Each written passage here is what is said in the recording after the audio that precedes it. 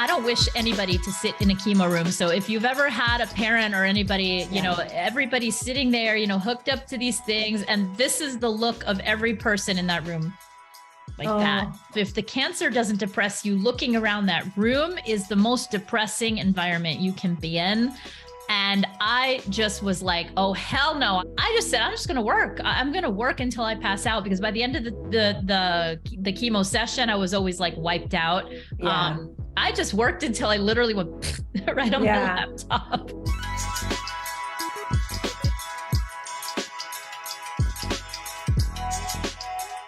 Hello, and welcome to yet another fabulous episode of Get Carried Away. Today, I am joined with Levy. She is the founder of Nex Graphics. Lee is a Los Angeles-based creative director, and with a proven track record of helping companies build a strong presence online with her amazing work with graphic design and web design. She overcame a battle with breast cancer in 2019 and has come back with a vengeance. She is here to inspire women to not only not give up on their dreams despite tragedy, but to persevere. And I'm excited to have you here. She's also a bra member, and in her spare time, she's belly dancing. That's where you're going to find her. Welcome, Lee. Thank you. It's so awesome to be here, Carrie. So glad to have you. And I first want to say Lee's also quite flexible, because I had to reschedule this podcast twice. You were very, very accommodating. So I appreciate that very much. You know, you got to do it in today's times. Yeah, I know, right? Things are crazy. Things are crazy. Now, my very first question is web design. If I would have asked 10-year-old Lee what she wanted to be when she grew up, would she have said a website developer designer? I will say, hell no. I will say, no, that's for geeks. What if she had said? She would have probably said a movie star, actress, you know, definitely something along those lines, because I just always wanted to be in some kind of glam field. Definitely not what I anticipated. Oh, wow. And I guess that's why you like the Zumba and the belly dance and all of that, because that's kind of glamorous. Yeah. Absolutely. Oh my gosh, I love that. Well, then take me through what brought you to web design. You know, where did you start? Was it something you studied in school? Are you kind of someone who learned by doing? Like, how did that whole journey start for you? I'm going to be totally honest with you. It was an accident. Oh. It was let's say it was a semi-forced accident, but here's it, like any other girl back in the 80s in high school, I wanted to take cooking or fashion design, or, you know, all the girly classes that in the 1980s we were known for doing. Sure. And, you know, my parents were like, no, computers are the future of the world. You need to take a computer class. And I just remember the really, I don't want to take a computer class. So yep, I had to take a computer class. And I just remember walking in, and I was the only female in an all guy class. And I swear to God that they all looked at me, and I could just tell what was going through their brains. And, you know, even the teacher made some raunchy comment like, are you sure you're in the right place? You know, it, just like in the movies, it was exactly like that. You know, cooking's down the hall. Right. And I'm like, yeah, I'm in the right place. Yeah. I kept my head down low. I have to be honest with you. I sucked at it. I was a creative person. I was not a coder. And this was a coding class, because back in the day, everything was coding. So I just barely made it through the class. I'll never forget, the final project was supposed to be like 5,000 lines of code to make a stupid skier go down a hill with a bunch of triangle trees. And on the day when I hit, what was that at the time? Execute. The skier went up the hill. So basically I flunked the class. I said to the teacher, hey, do I at least get an A for creativity or being unique? He's like, nice try. Don't make a career out of this. And that's what stuck with me many, many years later. So I did go into, you know, so many little design things on the side, started a little bit of graphic design. And then at the time, you know, had a company where we were doing electronics. And at the time, there was no website design was very expensive back then. You had to go to a special person to build you a website, and there was a lot of money involved. So for a startup company, it definitely was not very cost effective. Therefore, I was addressed in, didn't you do this in high school? And I'm like, yeah, where's this going? Well, I think you can build us a website. Okay. All the trauma is coming in, flooding back, all the words about how I can't do this and I shouldn't do this. And, then I went out and I got an HTML book and I was looking through it and I said, oh my God, this is not really as bad as it was when I was in high school. I think I can try this. I don't know what happened. I just had a light bulb. I started playing around with it. Lo and behold, 2 weeks later, I had like a mini little website done. And I'm like, wow, I was so proud of myself. I was literally like just all over the place on how I built a website. Fast forward, I started doing it for family and friends. They all got free websites while I was practicing and still, working in the other business. And then, I got my first couple clients who saw me doing it, so on and so on and so on. So it became like a side thing. And then when I moved out here to California, that's just basically what I started doing. I just totally decided to make a business out of it. That was 15 years ago. Joined my first networking and that's it. Fast forward to today, it's a full-on business, which I absolutely love doing. I love that. Now tell me, who is like your ideal person to work with? Who's like where you really get to get all in the weeds of creativity? It's funny. I have two types of clients. The kinds that come to me and have no clue what they want, they're actually the worst because I will design, they're like, I trust you. And then I put together something and then they put it on Facebook and get 5,000 opinions. And then they're like, I'm not sure if this is what I wanted or not, So that's what I don't like. The ideal client who comes to me and has some kind of an idea, has done their research and has a little bit of a clue, still needs handholding, obviously, but it's a lot easier to sit with somebody who's done a little bit of research, has a little bit of a clue what they want, a direction, still needs, again, like I said, the handholding, but that's what I love to do because it's a team effort. It's me and it's the client. And my job is to create something that when they open it for the first time, it's like, wow, that's exactly what I had in mind. Or wow, oh my God, you changed my life, my business. I have so many people. So yes, absolutely. It's the client who has a little bit of research done, but still needs, the teamwork together. Yeah, for sure. I know when I was developing the bra website, I don't have it. I can't do it. I sat on Adobe for a little bit trying to do a logo and I was like, I'm going to throw this computer out the window. Like I cannot do it. I also knew that your website really is going to determine if our people are going to hang around, right? Like what's the statistic of somebody, how long they spend on your website before they're like, I'm out? 4 to 6 seconds. And that is exactly what I talk about at all my conferences, because that's exactly how it is. You have 4 to 6 seconds to attract someone's attention like this, or they go on to the next website. Yeah, for sure. And then what do you think is the most viewed page on a website?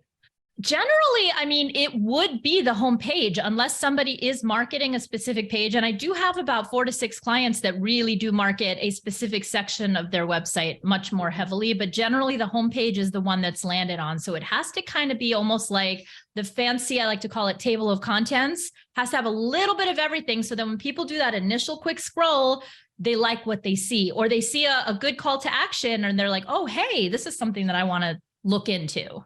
Yeah, for sure. What do you work with a lot of entrepreneurs, companies? Like where are you at with kind of dealing with big corporate?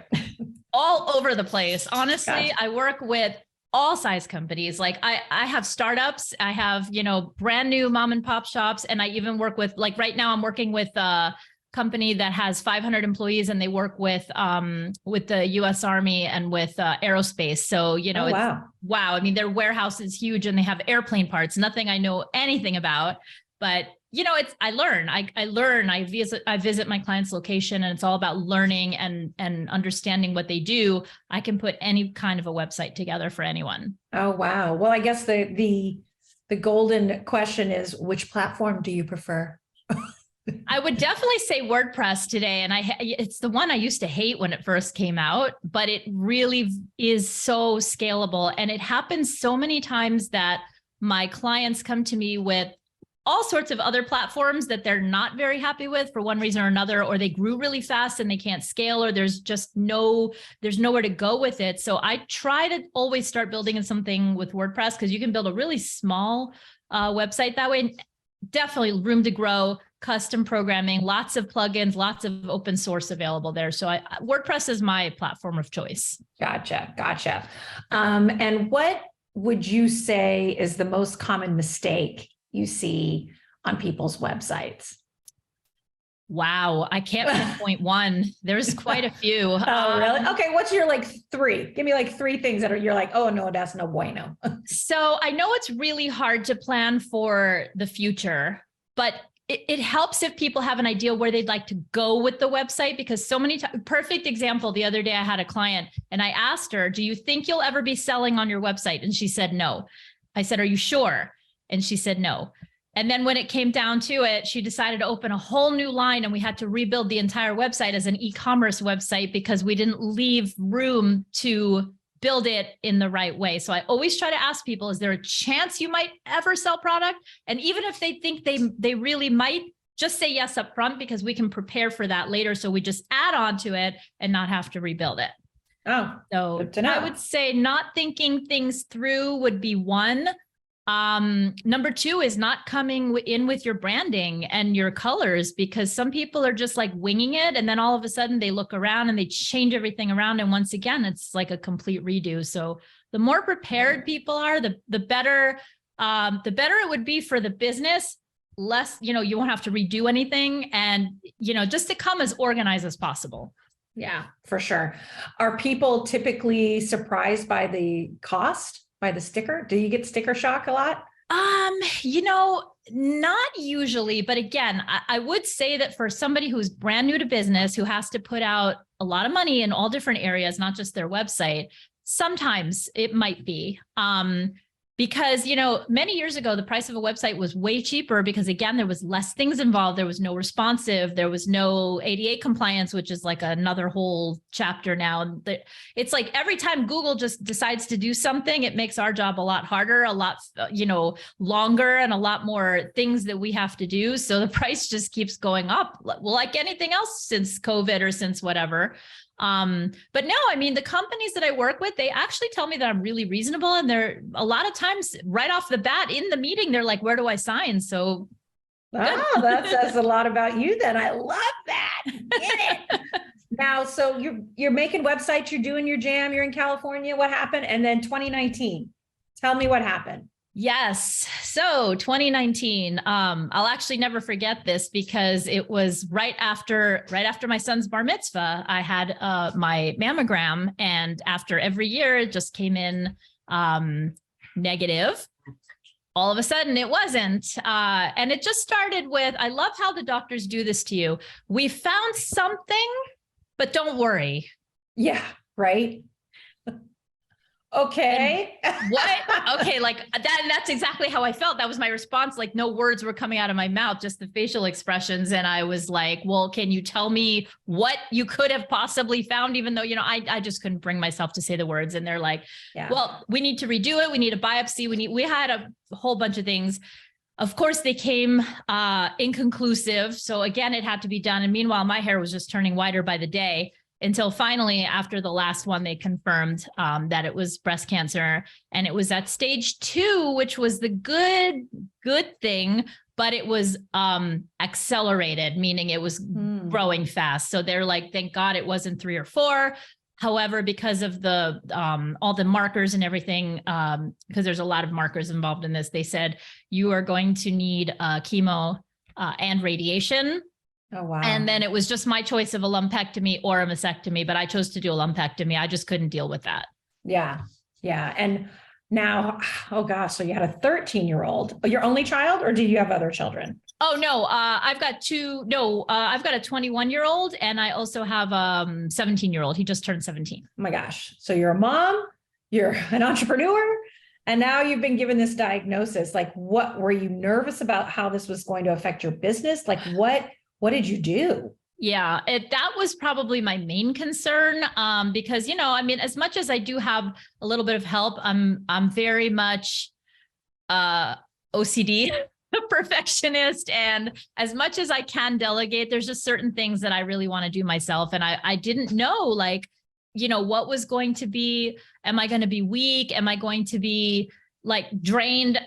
I didn't know, because everybody's condition is different. Everybody handles chemo differently. And, when you are in a state of not knowing anything, that's for me is like a bigger panic than anything else. Yeah. So I was just really, really worried. So it was basically at that time I had to take everything day by day. I did not have a choice. Wow. That's, and then how are you now? How are things now with it? Knock on wood. I'm knocking Everything is good. I mean, right now my oncologist has me on 6 months. I have to alternate between MRIs and the MRI with the dye, which is terrible. Not only do they stick you in a little tube, but you have to go through the colored dye going through your whole thing while you're in that claustrophobic little tube. And then a mammogram every 6 months. I have to alternate. But so far, so good. It's been 3 years free. Oh, wow. That's great. That's really great. And somehow you managed to keep your business afloat during this, while you were going through chemo. How did you do that? Do you have a great assistant? Like, what did you do? Honestly, I think being proactive is key, because I called my biggest clients, obviously, because I had to let them know right away, because they're the ones that have me on retainer and I do monthly work for them. And I just let them know what was going on. If we had things that were on a specific date, I actually did try to work my chemo around that, because I knew with the chemo, the first week I would be like out. Like the first week was awful. And then as the effects started to fade off a little bit, I got a little bit of my strength back. So they were so amazing and they worked with me. All the rest of my clients, I pretty much emailed them, let them know what's going on, saying if you need something a little bit more, I guess, dependable, immediate is the best word, I'm going to transfer. I had a competitor that I was working with, and 2 clients ended up going there for a while, because I just couldn't be there for them immediately. And I knew it. And as much as they appreciated that, it's funny, I was like, I'm losing those 2, because as soon as you give it to somebody else, that's it. But they ended up coming back to me and they just said the dynamic was not there with the new person. Oh, wow. Really? They, appreciated that I took care of them, but they really liked working with me, which was amazing to hear. And they did come back to me. But yeah, I was really, really worried, but I just managed, it was a little stressful, and, they tell you no stress while you're on chemo. Yeah. Right. Right. I managed. You don't have a choice. You just have to make it work. I mean, I was in the chemo room working on my laptop literally until I passed out. Oh my gosh. I saw the picture. You're hilarious. I'm going to add it to the show notes so you guys can see that your dedication. And I hope these brands really appreciate you. Well, to be totally honest with you, when you are in, I don't wish anybody to sit in a chemo room. So if you've ever had a parent or anybody, everybody's sitting there, hooked up to these things. And this is the look of every person in that room, like that. Yeah. And I think on the first time I had it, I was that in itself, if the cancer doesn't depress you, looking around that room is the most depressing environment you can be in. And I just was like, oh, hell no, I'm not doing 8 more of these. And we're talking 7-8 hours in that room. I just said, I'm just going to work. I'm going to work until I pass out, because by the end of the chemo session, I was always like wiped out. Yeah. I just worked until I literally went right on my laptop. Wow. So when my dad went through chemo, he would say the same thing. You would see the chairs filled all the way around. And he would always talk about how you never wanted to come in and see one of those chairs empty, because you were like hoping, oh, maybe they're done, but it was always like, why is that? Where did Phil go?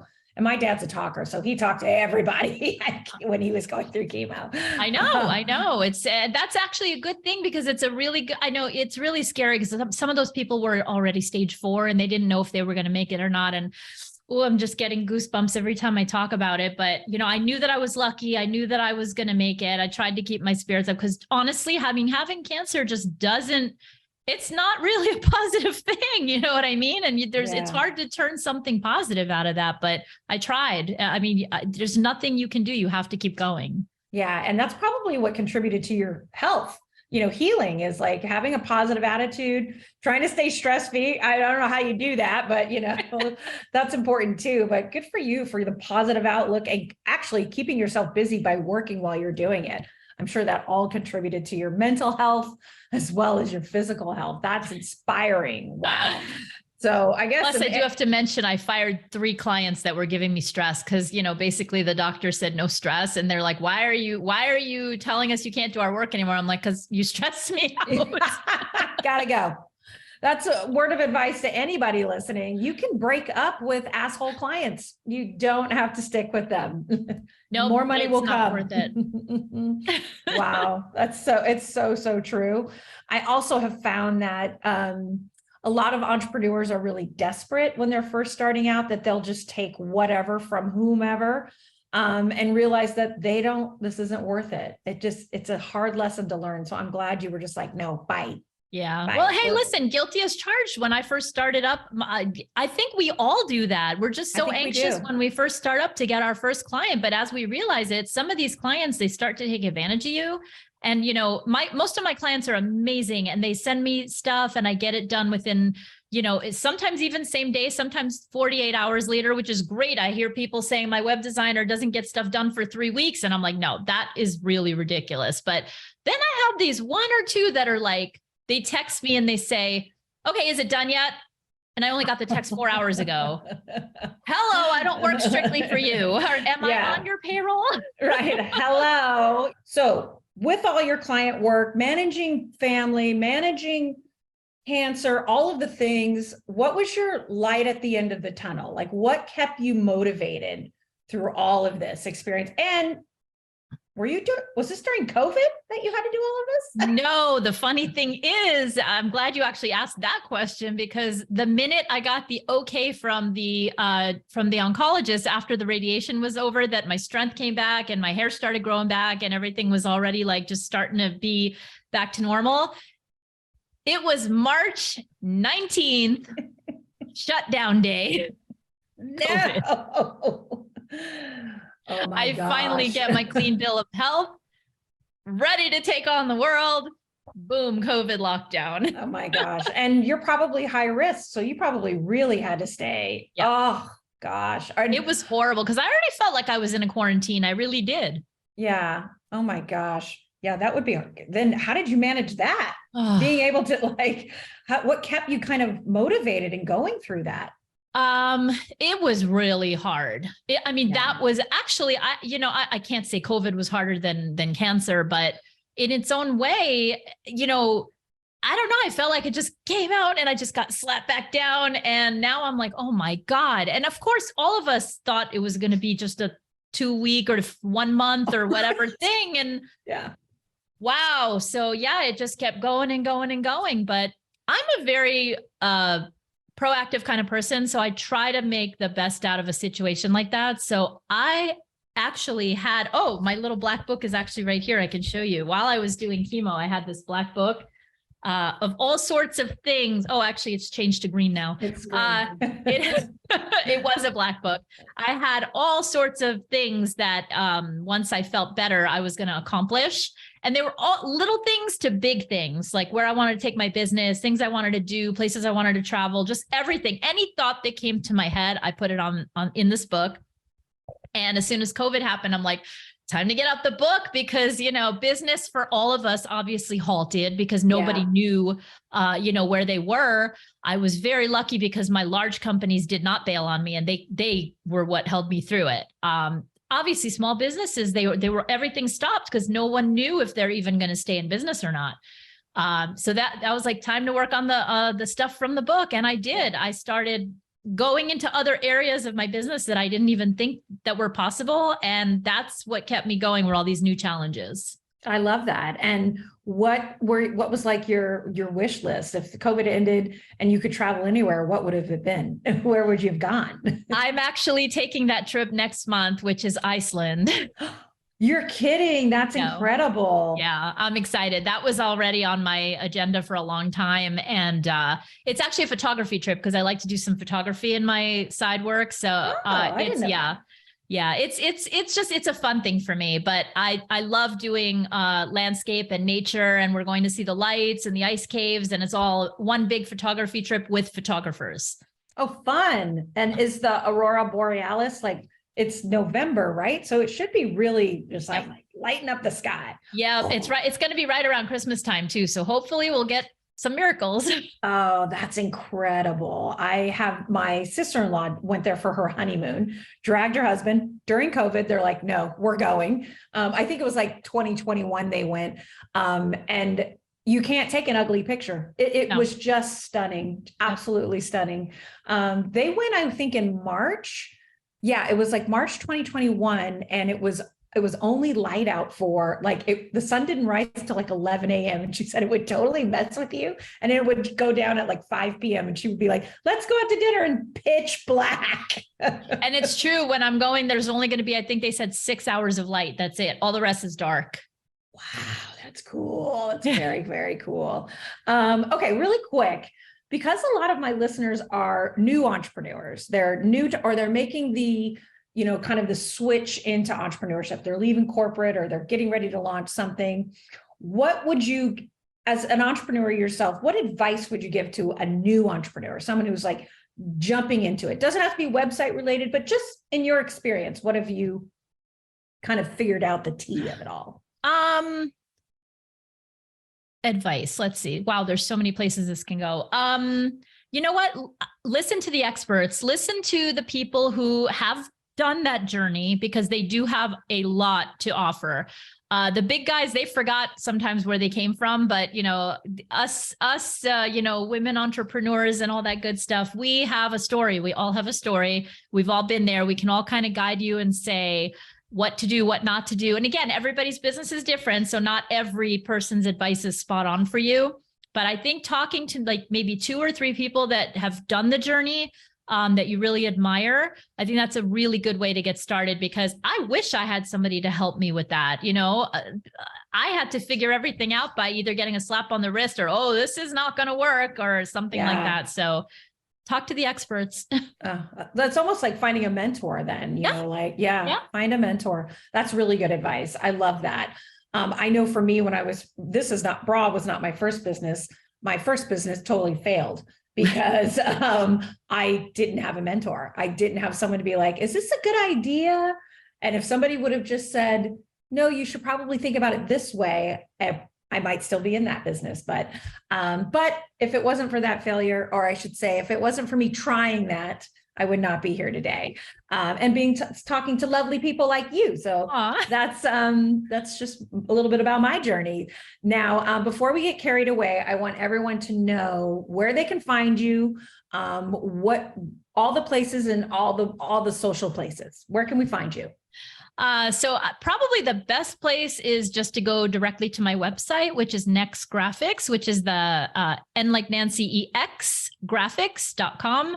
And from there, you can see my story, my journey, any media I've been in, all my social media links. So that's probably the best place to find me. And I just love to drop me a line, because I love networking. I'm an avid networker, and I love just hanging out with people, having a cup of coffee. So hit me up and we can pick each other's brains. I love that. I loved having you at the Wealthy Women Summit. That's where we met.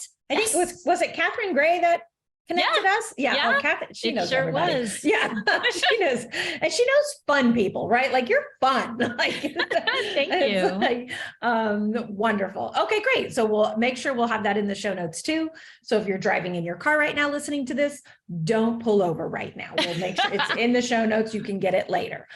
So let's get carried away. First, tell me 2 or 3 things that you are absolutely obsessed about. Now, some people have told me they didn't really knew they loved baking until the pandemic, or all of a sudden they're sewing or anything like that. But what are things that you just love to get carried away about?